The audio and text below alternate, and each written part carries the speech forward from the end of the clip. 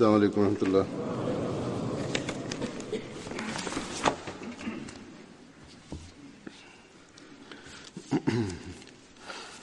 أشهد أن لا إله إلا الله وحده لا شريك له وأشهد أن محمدا عبده ورسوله أما بعد فأعوذ بالله من الشيطان الرجيم بسم الله الرحمن الرحيم الحمد لله رب العالمين الرحمن الرحيم مالك يوم الدين إياك نعبد وإياك نستعين اهدنا الصراط المستقيم صراط الذين أنعمت عليهم غير المغضوب عليهم ولا الضالين.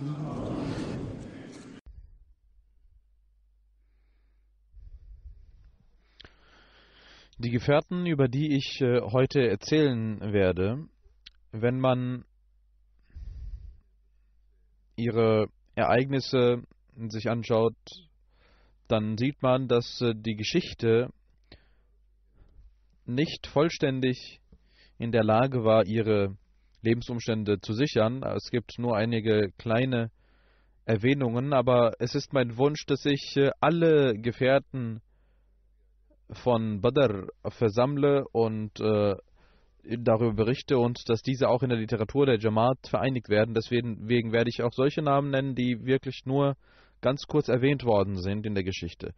Der Rang dieser Gefährten, auch wenn man nur sehr kurz über sie berichtet, ist für uns ein Grund von Segnungen, über diese Menschen zu berichten und über sie nachzudenken. Das waren jene Menschen, die, obwohl sie arm waren, den Glauben beschützten, und zwar an vorderster Front, und sich nicht von der Kraft des Feindes einschüchtern ließen. Ihr ganzes Vertrauen lag auf dem Wesen Gottes. Ihre Treue und Liebe zum heiligen Propheten Muhammad sallallahu alaihi wasallam hatten sie geschworen, und sie waren bereit, selbst ihr Leben für dieses Versprechen zu opfern, und scheuten dieses Opfer nicht. Aufgrund ihrer Treue hat Allah ihnen das Paradies versprochen und bekannt gegeben, dass er mit ihnen zufrieden ist.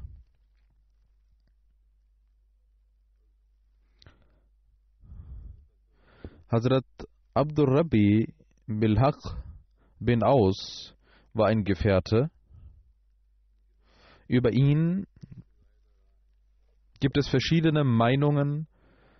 Einige sagen Abdur Rabbi, andere sagen Abdullah. Ibn Ishaq erzählt, dass er Abdullah bin Haq war. Ibn Amara sagt, dass er Abdirrab bin Haq hieß.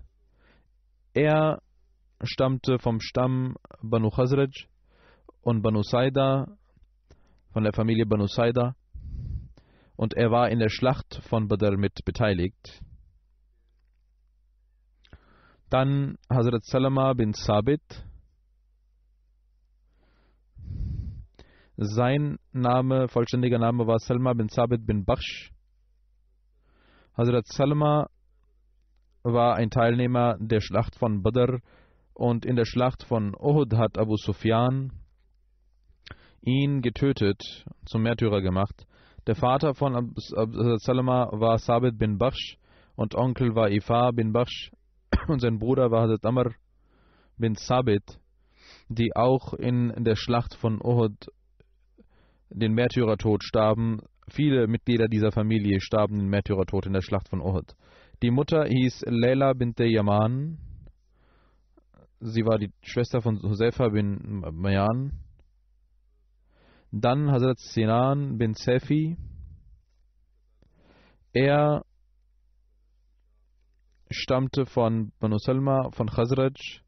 Seine Mutter hieß Naila bint Qais. Er hatte auch einen Sohn, Masud. Im Jahre 12 Nabwi nahm er den Islam an. Dieses Bait geschah zum Ereignis von Aqba, Bait Aqba Saniya mit anderen Gefährten, und er nahm an den Schlachten von Badr und Uhud teil. Auch nahm er an der Schlacht von Graben teil und starb dort den Märtyrertod. Dann Abdullah bin Abd Manaf.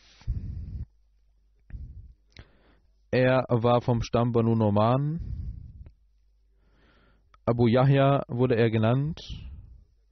Seine Mutter hieß Humayma bint Ubaid. Er hatte eine Tochter, die Humayma hieß, und die Mutter hieß Rubay bint Tufail. Er nahm an der Schlacht von Badr und Uhud teil.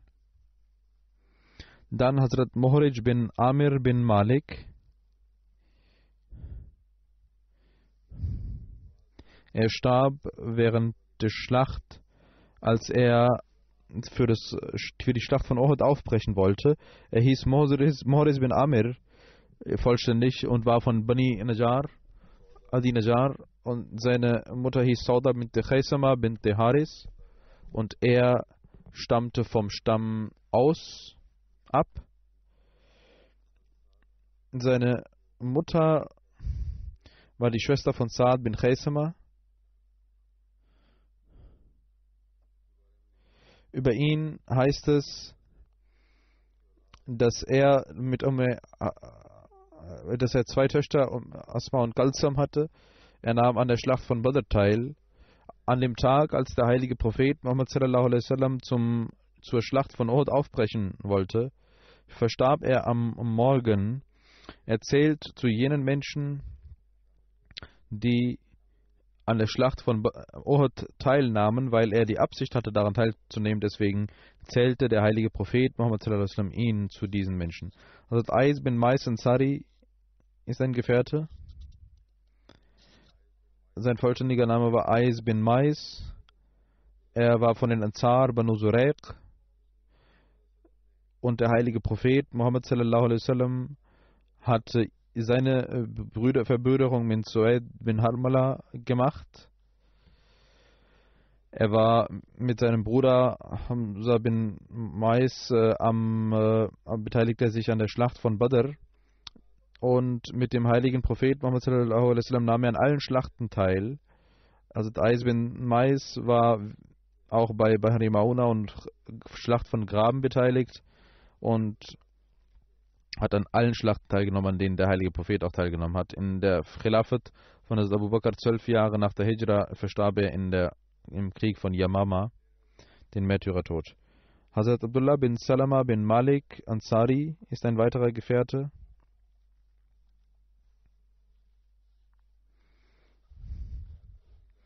Er stammte von Baris, einem Ansar-Stamm, nahm an der Schlacht von Badr und Uhud teil, und in der Schlacht von Uhud starb er den Märtyrertod. Hazrat Abdullah bin Salama, als er verstarb, da war er und Mujazir bin Ziyad wurden in einem Tuch nach Medina gebracht. Die Mutter von Abdullah bin Salama ging zum heiligen Propheten Muhammad sallallahu alaihi wasallam und sagte: O Prophet Allahs, mein Sohn nahm an der Schlacht von Badr teil und ist in der Schlacht von Uhud den Märtyrertod verstorben. Ich möchte ihn in Medina begraben, damit er bei mir bleibt. Der heilige Prophet Muhammad sallallahu alaihi wasallam gab die Erlaubnis. Abdullah bin Salama war ein schwerer Mensch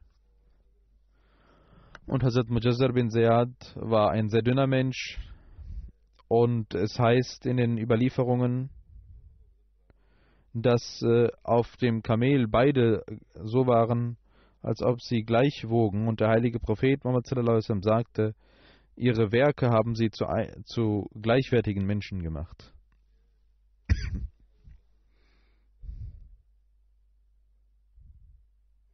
Ein Gefährte, Mas'ud bin Khalda,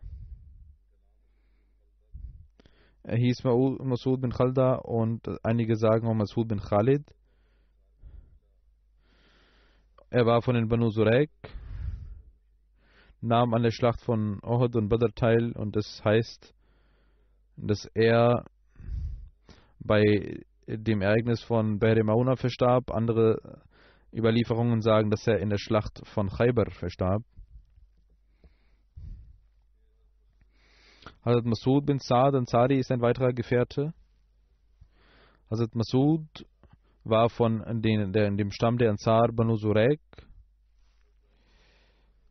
Er nahm an der Schlacht von Badr und Uhud teil, und einige überliefern, dass Hazrat Mas'ud bin Sa'd bei dem Ereignis von Bahr Mauna verstarb.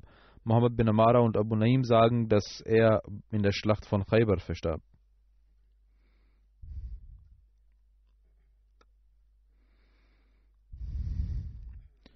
Dann gibt es einen Gefährten, Hazrat Zaid bin Aslam Ansari.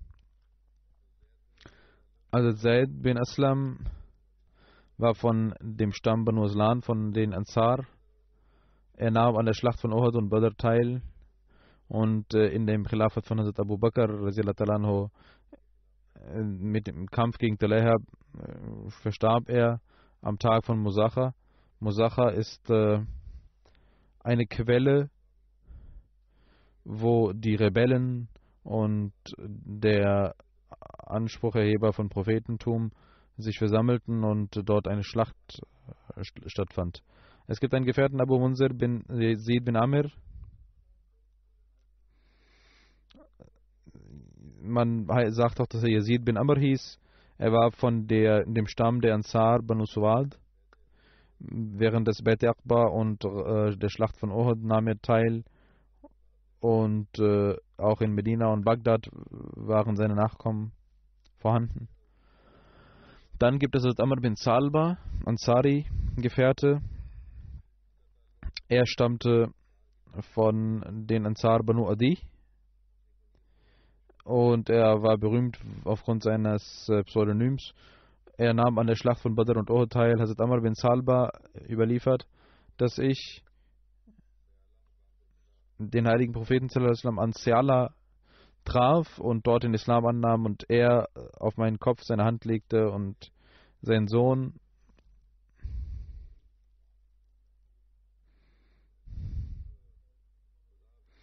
Musaha bin Salma ist ein Gefährte.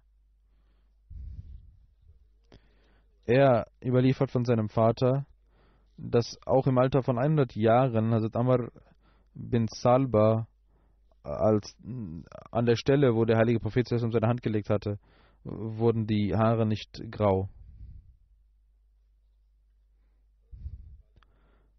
Hazrat Abu Khalid Haris bin Qais bin Khalid bin Mukhallad war ein Gefährte. Er war von den Ansar Banu Zurayq und ist aufgrund seines Pseudonyms bekannt. Er hat bei Beit Aqba, Badr etc. in allen Schlachten mit dem heiligen Propheten sallallahu alaihi wasallam teilgenommen. Hazrat Khalid bin Walid nahm er auch in dem Krieg von Yamama teil und wurde verwundet. In der Zeit von Hazrat Umar ist diese Wunde wieder aufgegangen und er verstarb und wird als ein Märtyrer von Yamama-Schlacht gezählt. Ein Gefährte, Hazrat Abdullah bin Saliba al-Balawi. Er ist auch von den Ansar. Sein Name war Abdullah bin Saliba. Während der Schlacht von Badr und Uhud nahm er teil. Während der Schlacht von Uhud hat er mit seinem Bruder Hazrat Wahab bin Saliba teilgenommen.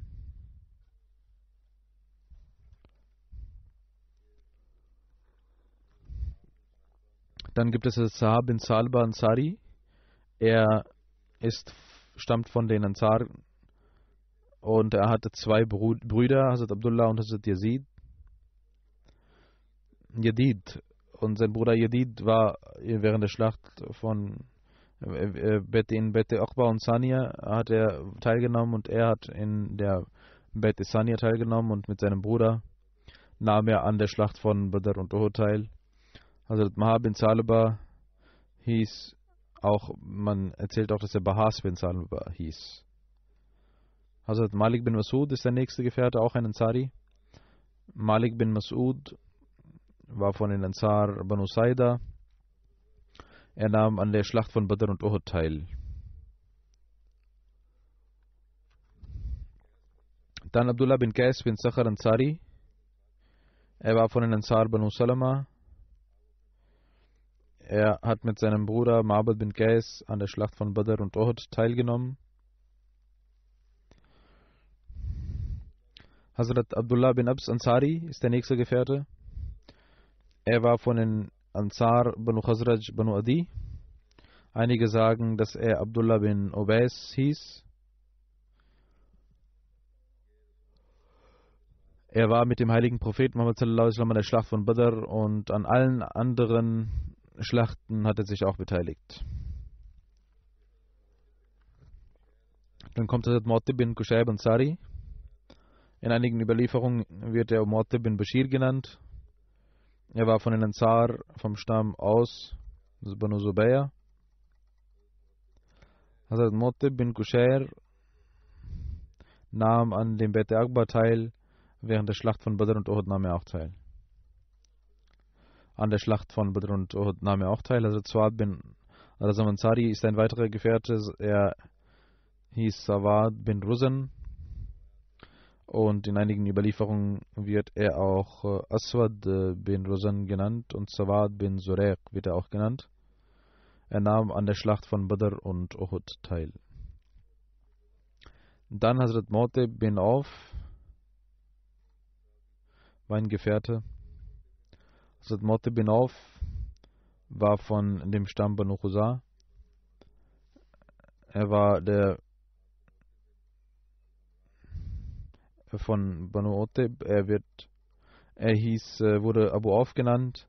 Hazrat Mu'attib bin Auf war bei der zweiten Auswanderung nach Äthiopien beteiligt. Als er von Mekka nach Medina auswanderte, übernachtete er bei Mubashir bin Munzir. Bei der Verbrüderung in Medina hat der heilige Prophet Muhammad sallallahu alaihi wasallam Saliba bin Atib Ansari mit ihm verbrüdert.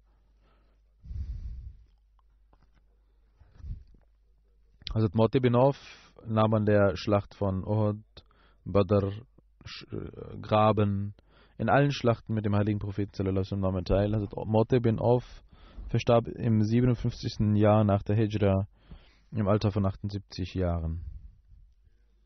Dann Hazrat Ujair bin Abi Ujair. Hazrat Bujair bin Abi Bujair nahm an den Schlachten von Badr und Uhud teil. Und mehr wird über ihn nicht überliefert. Dann Hazrat Amir bin Uqair. Hazrat Amir bin Uqair war von dem Stamm Bani Usad. Hazrat Amr nahm an der Schlacht von Badr teil und mit ihm sein Bruder Hazrat Ayaz bin Bukair, Hazrat Aqil bin Bukair und Hazrat Khalid bin Bukair nahmen an der Schlacht von Badr teil. Und alle diese Brüder nahmen auch an allen anderen Schlachten teil. Alle Brüder nahmen in Dari Arqam den Islam an. Und Hazrat Amid bin Bukair wurde am Tag der Schlacht von Yamama den Märtyrertod, verstarb den Märtyrertod. Hazrat Amr bin Suraqa bin Al-Mu'tabir ist der nächste Gefährte. Sein vollständiger Name war Amr bin Mu'tabir, wie ich gesagt habe. Während des Khilafats von Hazrat Usman verstarb er. Seine Mutter hieß Qadama bint Abdullah bin Umar. Und einige überliefern, dass seine Mutter Amla bint Abdullah bin Umar bin Ghaib war. Hazrat Amr bin Suraqa war von dem Stamm Banu Adi. Und Abdullah bin Suraqa war sein Bruder. Hazrat Amr bin Suraqa wanderte mit seinem Bruder Abdullah bin Suraqa nach Medina aus und Lifa bin Abdul Munzir Ansari ließ ihn bei sich übernachten. Der heilige Prophet Muhammad sallallahu alaihi wasallam verbrüderte Hazrat Amr bin Suraka mit Saad bin Zaid. Hazrat Amr bin Suraka nahm an der Schlacht von Badr, Uhud und an allen anderen Schlachten teil, an anderen Ghazwat teil, also an den Schlachten, in denen der heilige Prophet teilnahm.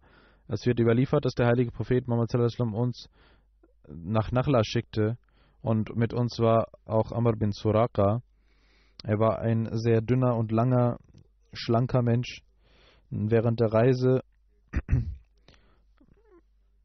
hatte er nichts zum Essen und konnte nicht mehr laufen und blieb sitzen aufgrund des Hungers.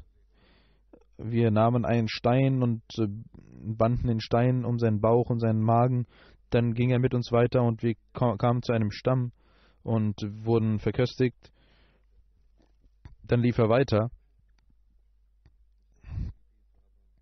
Die Gefährten waren auch sehr humorvoll. Als sie nach dem Essen dort losgingen, sagte Amr bin Suraka: Ich dachte vorher, dass die beiden Beine den Bauch tragen, aber heute habe ich gesehen, dass der Bauch die Beine mitträgt, weil man nicht laufen kann, wenn man Hunger hat. Hazrat Umar gab ihm ein Stück Boden von Khaybar. Hazrat Amr bin Suraka verstarb während der Zeit von Hazrat Usman. Dann Hazrat Sabit bin Hazal ist ein Gefährte. Er stammte von Banu Auf, von Khazraj. Während der Schlacht von Uhud und Badr nahm er an allen Schlachten teil mit dem heiligen Propheten sallallahu alaihi wasallam. Während der Schlacht von Yamama im 12. Hijri verstarb er. Dann ist Zubayr bin Qais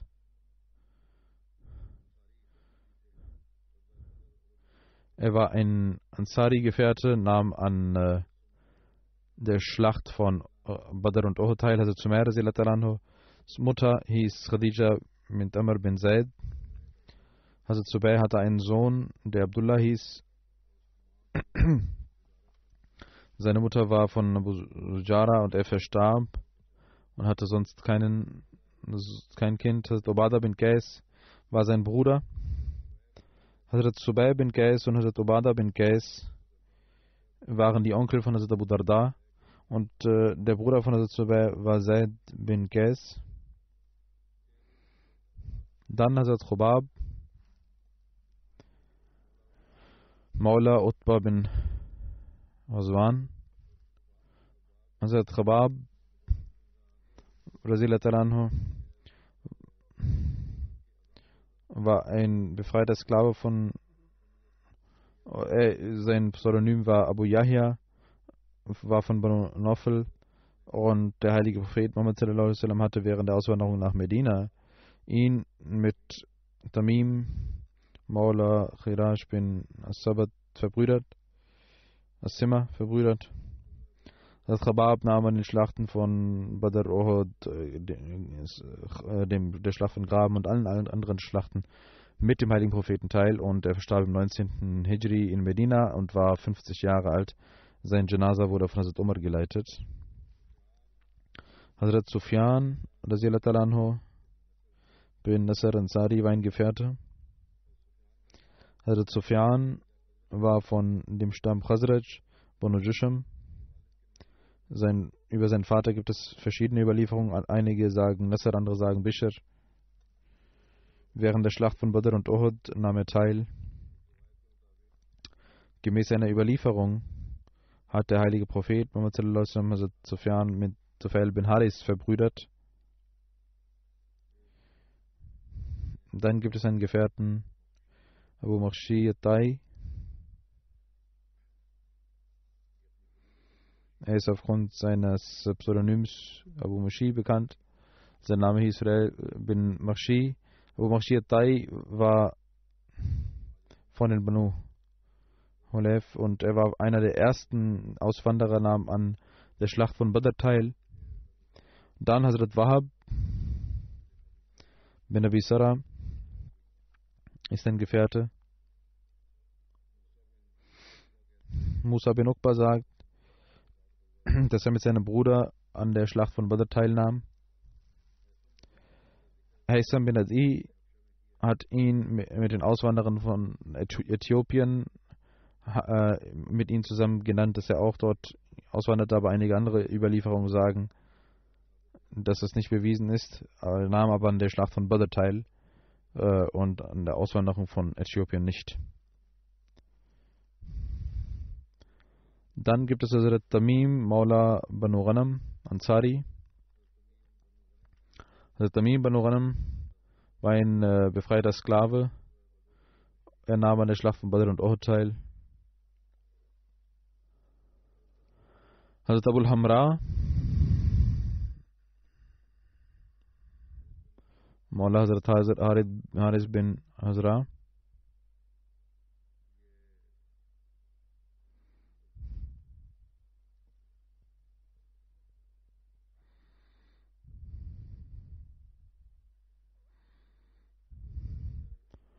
Während der Schlacht von Badr und Uhud nahm er teil.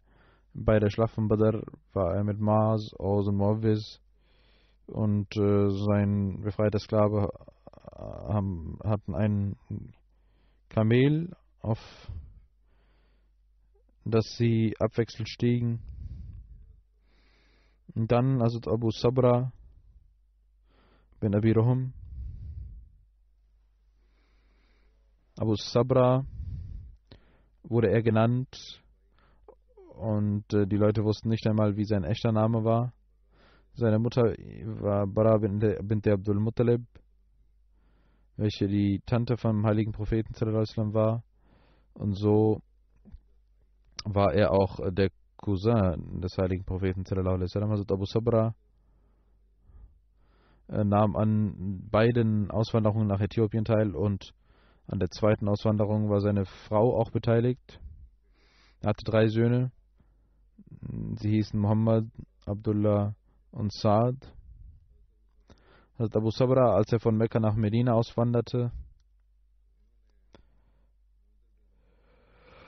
übernachtete er bei Munzir und der heilige Prophet Muhammad sallallahu alaihi wasallam hat Abu Sabra und Abu Salma bin Salama verbrüdert. Hazrat Abu Sabra nahm an der Schlacht von Badr, Uhud, der Schlacht vom Graben und an allen anderen Schlachten mit dem heiligen Propheten Muhammad sallallahu alaihi wasallam teil.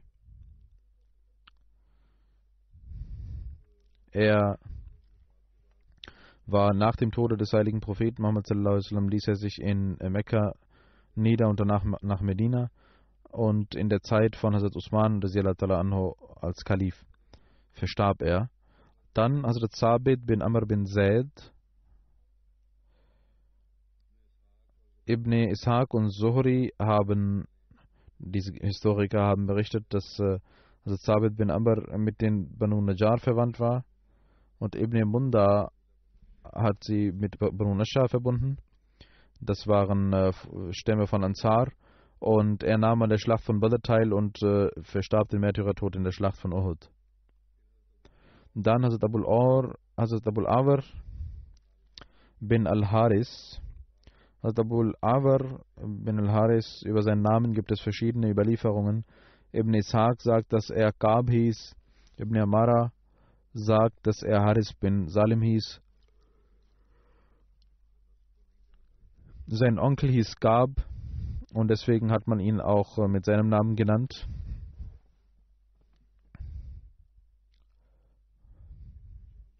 Auch Ibn Hisham sagt dies. Abu Awars Mutter war Umayyar bint Ayas bin Amir. Er war von dem Stamm Khazraj Banu Adi. Er nahm an der Schlacht von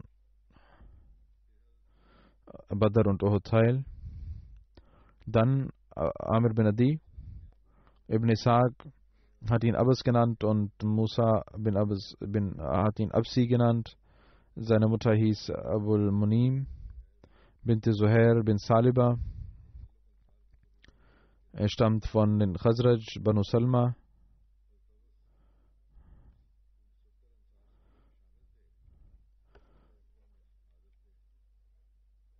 Und er gehörte zu den 70 Gefährten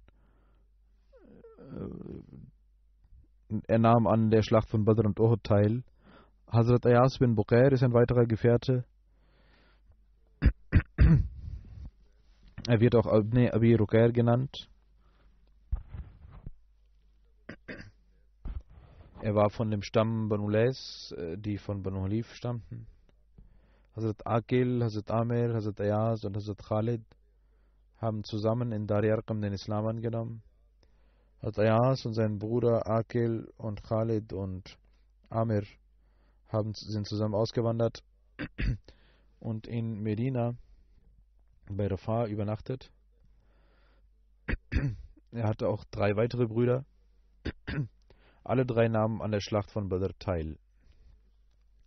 Ibn Yunus überliefert, dass Ayaz auch bei der Eroberung von Ägypten dabei war und im Jahre 34 nach der Hijra verstarb.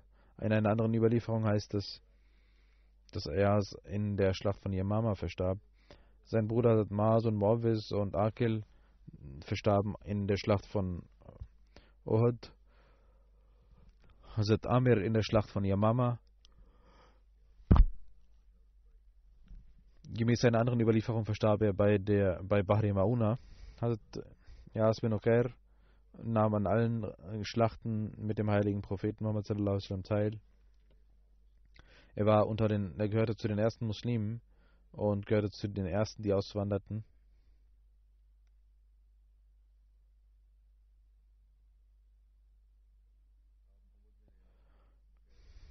Er war der Vater von Muhammad bin Yas bin Uqair. Der heilige Prophet Muhammad sallallahu alaihi wasallam hat Ayaz bin Buqair und Haris bin Asma verbrüdert. Er war auch ein Poet.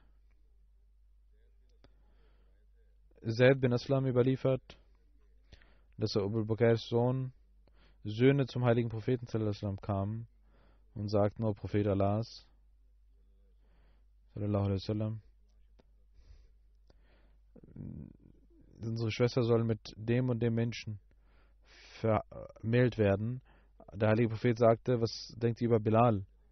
Sie gingen weg, kamen zurück und sagten zum heiligen Propheten sallallahu alaihi wasallam: O Prophet Allahs sallallahu alaihi wasallam, unsere Schwester möge mit jenem Menschen verheiratet werden.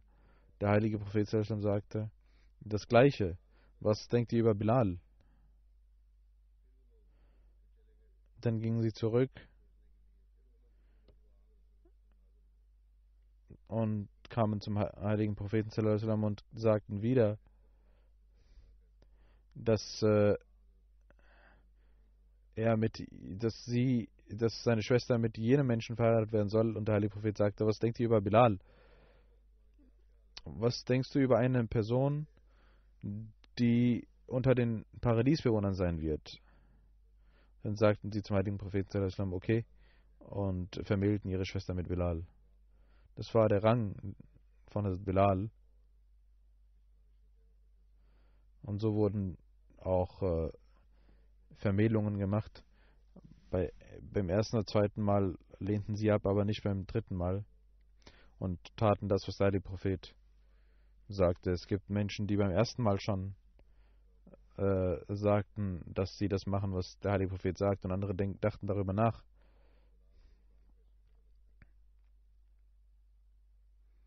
Aber man erkennt den Rang von Hazrat Bilal.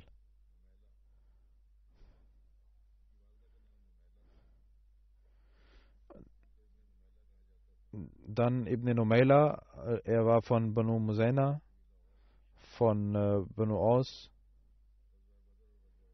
und er nahm an der Schlacht von Uhud und Badr teil und verstarb in der Schlacht von Uhud. Dann Hazrat Unais bin Qatada bin Rabia, er gehörte zum Stamm der Ansar Banu Aus. Während der Schlacht von Badr nahm er mit dem heiligen Propheten sallallahu alaihi wasallam teil, verstarb in den Märtyrertod bei Uhud. Banu Akhlas bin Sharik tötete ihn. Ansar bin Khazam war seine Ehefrau, und als er verstarb, hatte der Vater von Hazrat Ansar seine Tochter vermählt mit einem anderen Menschen, aber sie wollte das nicht und ging zum heiligen Propheten sallallahu alaihi wasallam Und der heilige Prophet sallallahu ließ ihr Nikah ungültig werden. Und sie sagte, dass wenn sie das nicht möchte, dann wird dieses Nikah ungültig. Und Hazrat Khansa heiratete Abu Lubaba und Saib bin Abu Lubaba wurde geboren. Das ist das Beispiel der Freiheit der Frau. Auch in Sachen von Heirat. Jene Menschen, die zwangsverheiraten oder die zwangsläufig irgendwo ihre Töchter verheiraten wollen, sollten darüber nachdenken. Hazrat Haris bin Arfarja war ein Gefährte über Hazrat Haris. Er war von Banu Ghanam. Er nahm an der Schlacht von Uhud und Badr teil. Dann Hazrat Rafi bin Unjada Ansari. Sein Vater hieß Abul Haris. Munjada hieß seine Mutter. Und er war aufgrund des Namens seiner Mutter berühmt geworden. Er war von den Banu Malik. An der Schlacht von Uhud und Khandaq und Badr nahm er teil. Gemäß einer Überlieferung hat der heilige Prophet Muhammad sallallahu alaihi wasallam Hazrat Rafi bin Unjada und Hazrat Hussein radhiyallahu ta'ala anhu bin Haris verbrüdert. Dann Hazrat Khulayda bin Qais war ein Gefährte. Seine Mutter hieß Yadam bin Al-Kain. Sie war von Banu Salma. Khulayda bin Qais. Es wird auch berichtet, dass Khulayd bin Qais, Khalid bin Qulais, Khalida bin Qulais hieß. Während der Schlacht von Badr nahm er auch teil und Uhud. Sein Bruder, leiblicher Bruder war Khalad. Und gemäß einiger Historiker war er auch ein Teilnehmer an der Schlacht von Badr. Hazrat Sahaf bin Amr.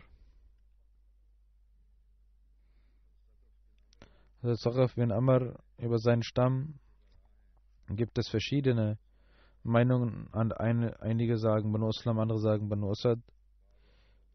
Und andere sagen, dass er vom Stamm Banu Asad stammt. Er war ein Halif von Banu Asad. Aber einige andere sagen, dass er von Banu Abd Shams stammte. Mit seinen zwei Brüdern nahm er an der Schlacht von Badr teil. Sie hießen Malik bin Amr und Mutlaj bin Amr.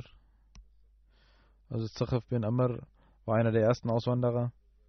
Während der Schlacht von Badr, Uhud, Khandaq, Hudaybiyah und Khandaq nahm er teil. Und in der Schlacht von Khaybar verstarb er den Märtyrertod. Also Zabra bin Fatik war ein weiterer Gefährte. Er war der Bruder von Khuraim. Sein Vater hieß Fatik bin Akhram.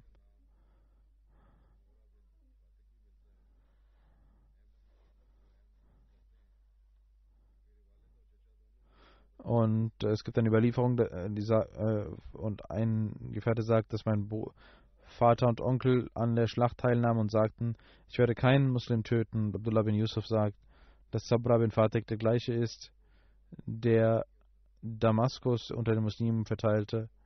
Er gehörte zu den Syrern. Und er sagt, dass der heilige Prophet Muhammad sallallahu alaihi wasallam sagte, dass Allah einige Völker emporsteigen lässt und andere aufgrund ihrer Taten niederfallen lässt. Also Samra bin Fatik ging an Abu Darda vorbei und er sagte, dass mit Sabra das Licht des heiligen Propheten ist. Und Abdurrahman bin Ais sagt, ich sah eine Person, die Hazrat Sabra beleidigte und er wollte ihm nicht antworten und blieb ruhig. Obwohl er zornig war, blieb er ruhig. Und aufgrund der Unterdrückung des Zorns kamen ihm die Tränen.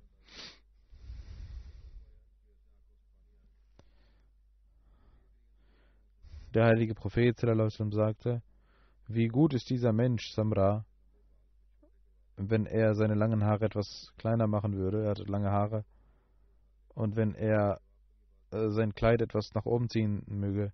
Und er tat dies, als er dies hörte. und überliefert: Ich habe den Wunsch, dass ich jeden Tag einen Götzendiener treffe. Und wenn er mich tötet, dann ist gut. Und wenn ich ihn töte, dann soll der Nächste kommen. Imam Bukhari, einige sagen, er war nicht bei Badr beteiligt, aber Imam Bukhari hat ihn und seinen Bruder unter den Gefährten von Badr mitbeteiligt. Das waren einige Gefährten. Nach dem Freitagsgebet werde ich 2 Janaza Reib verrichten. Das erste Janaza ist von Unku Adnan Ismail Sahib, Sadr Jamaat Malaysia. Er ist am 8. Oktober im Alter von 74 Jahren verstorben. Inna lillahi wa inna ilaihi rajiun. Sein Vater war einer der ersten Ahmadis dort im Jahre 1956 in Singapur, Maulana Muhammad Sadiq Sahib, und durch ihn und Muhammad Sadiqin Sahib, erster Sadr von Singapur, waren die Menschen, die ihn zur Ahmadiyyat brachten. Sein Vater war ein Mufti in einem Staat von Malaysia und war auch der Verwandte von dem König. Nachdem er Ahmadi wurde, wurde er versetzt in eine andere Abteilung. Im Jahre 1968 hat Adnan Sahib, er wurde im August 1944 geboren, 1968 machte er BA in Politikwissenschaften und 1979 arbeitete er bei der Regierung. 1979 bis 1981 war er auch in der Forschungsabteilung des Premierministers, und in Bangkok und Beijing und Malaysia, in den verschiedenen Ländern hat er in den malaysischen Botschaften gearbeitet, und er war im Sicherheitsrat der Vereinten Nationen auch tätig. 1992 für 97 hat er auch in anderen Büros gearbeitet in der Regierung. 1996 gab es einen Herzbypass. Dann ging er wieder in das Büro der Forschung des Premierministers. 1999 ging er in Rente. 1956 hatte er mit seinen Eltern ein Bett gemacht, aber 1981 in Bangkok, als er zurückkam, wurde er ein aktiver Ahmadi. 1986 hat Hazrat Krimsi Rabi Rahmatullah ihn zum ersten Sadr Jamaat von Malaysia ernannt, und während seiner Präsidentschaft gab es viele Fortschritte. Baitul Salam und Baitur Rahman die Grundsteine wurden gelegt. Aus Indonesien kamen viele Missionare nach Malaysia, denen er half. Und von Malaysia gingen viele Schüler nach Qadian und Rabwa in die Jamia. Seit den letzten 2 Jahren war er sehr krank, musste oft ins Krankenhaus, und dann schrieb er mir, dass er zum Tahir Heart möchte. Im Mai diesen Jahres ging er nach Tahir Heart Institute und wurde besser, aber später wurde er wieder krank und musste ins Krankenhaus. Er war Alhamdulillah ein Musi. Er hat eine Tochter und 2 Söhne hinterlassen. Und Gu Adnan Ismail Sahib war, obwohl er ein Mensch aus der königlichen Familie war, ein sehr demütiger Mensch, und erfüllte seine Verantwortung der Jamaat und achtete auf Feinheiten. Bis in die Nacht hinein arbeitete er für die Jamaat,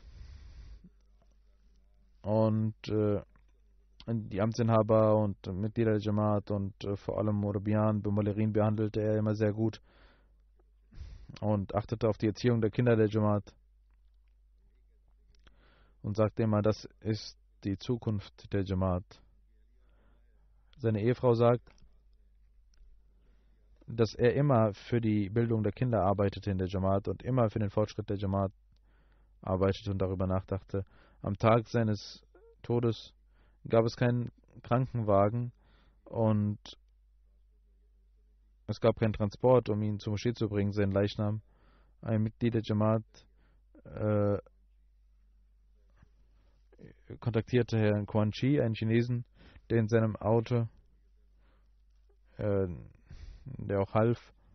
Und dieser Chinese hat in seinem Facebook-Account geschrieben, dass er eine sehr eigenartige Erfahrung gemacht hat beim Transport. Er sagt, als ich mein Van fuhr und die Straße, die immer voller Stau war, war auf einmal ganz leer. Und normalerweise brauche ich eine Stunde, aber an dem Tag habe ich nur 25 Minuten gebraucht. Dann sagt er, als ich in die Moschee kam, wusste ich, dass das ein Leichnam von einem Menschen war, der dem Glauben diente. Wakil Tafsir Rabwa Mansur Khan Sahib schreibt, dass Adnan Ismail Sahib eine lange Zeit als Sadr Jamaat Malaysia gearbeitet hat. Und er war wie ein Vater für seine Mitglieder der Jamaat.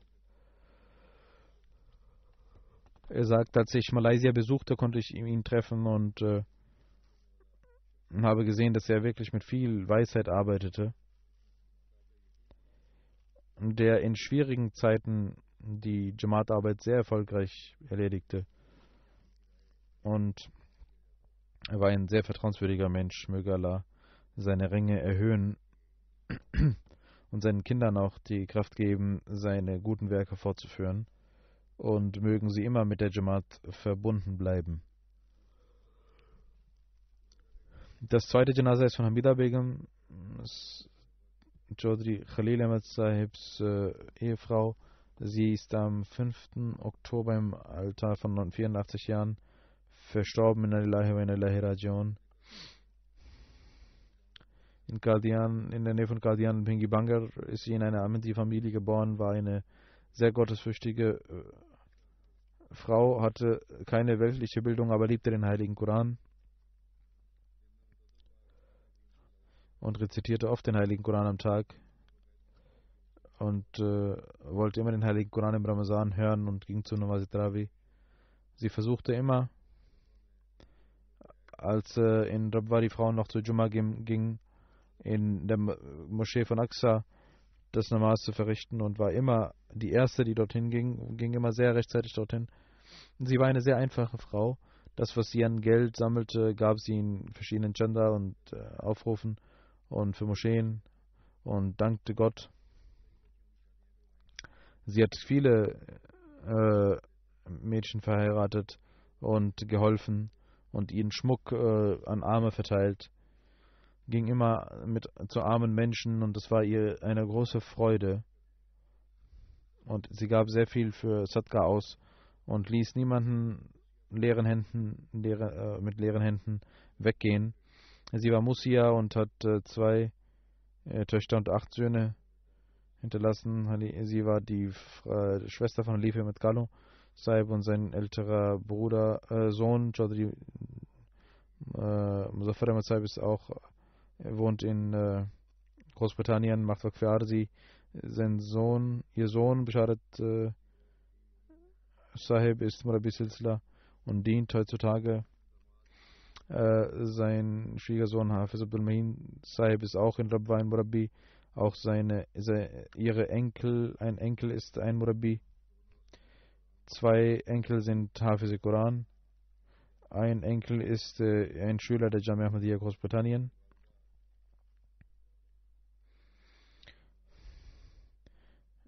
Ich bete das Janaza von den Eltern solcher Murabian, die nicht an der Janaza teilnehmen konnten, und auch Bashar al-Nisa war einer von ihnen, der aufgrund seiner Missionarstätigkeit nicht dorthin kam, und deswegen habe ich auch mich entschieden, ihr Janaza hier zu verrichten. Basharat Naveed Sahib schreibt, dass nach der Vollendung von Jamia Ahmadiyya ich mich den Aufgaben widmete und nach Hause kam und morgens nicht in die Moschee gehen konnte, und dann sagte sie: Mein Sohn, wenn du dort bist, wo du arbeitest, dann schauen sich die Leute an und vielleicht wärst du wegen den anderen Menschen in die Moschee gegangen, aber hier sieht dich Gott. Deswegen sollst du immer auf deine Gebete achten und schauen, dass Gott dich sieht. Er sagt, als ich in der Jamia studierte, verstarb mein Vater plötzlich. Mein älterer Bruder war im Ausland und sie kümmerte sich um alle. Und er sagt, dass ich einmal humorvoll sagte, soll ich in der Jamaat sagen, dass ich dir dienen möchte und deswegen ich nicht weiter weggeschickt werde. Und sie war auf einmal sehr zornig und sagte, du gehst dahin, wo die Jamaat das sagt. Es kann nicht sein, wenn du Waqf gemacht hast, dass ich dich dann behalte und diejenigen, die weltlich Geld verdienen, dass sie weggehen. Ich werde diejenigen zu mir dann holen, die nicht Waqf machen. Das war ihr Eifer für den Glauben. Und er schreibt, dass im Jahre 1913, als ich das letzte Mal sie besuchte, sagte ich, soll ich meine Kinder bei Ihnen hinterlassen? Sie war sehr schwach geworden, aber willigte nicht ein und sagte nein.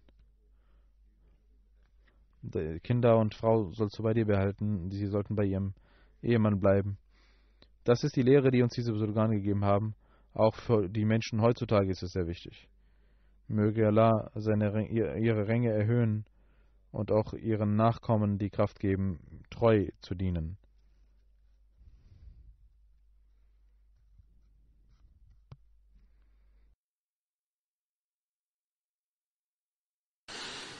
Alhamdulillah, nahmaduhu wa nasta'inuhu wa nastaghfiruhu wa nu'minu bihi wa natawakkalu alayhi wa na'udhu billahi min shururi anfusina wa min sayyiati a'malina. من يهده الله فلا مضل له ومن يضلل فلا هادي له ونشهد أن لا إله إلا الله ونشهد أن محمدا عبده ورسوله. عباد الله رحمكم الله، إن الله يأمر بالعدل والإحسان وإيتاء ذي القربى وينهى عن الفحشاء والمنكر والبغي يعظكم لعلكم تذكرون. اذكروا الله يذكركم وادعوه يستجب لكم ولذكر الله أكبر.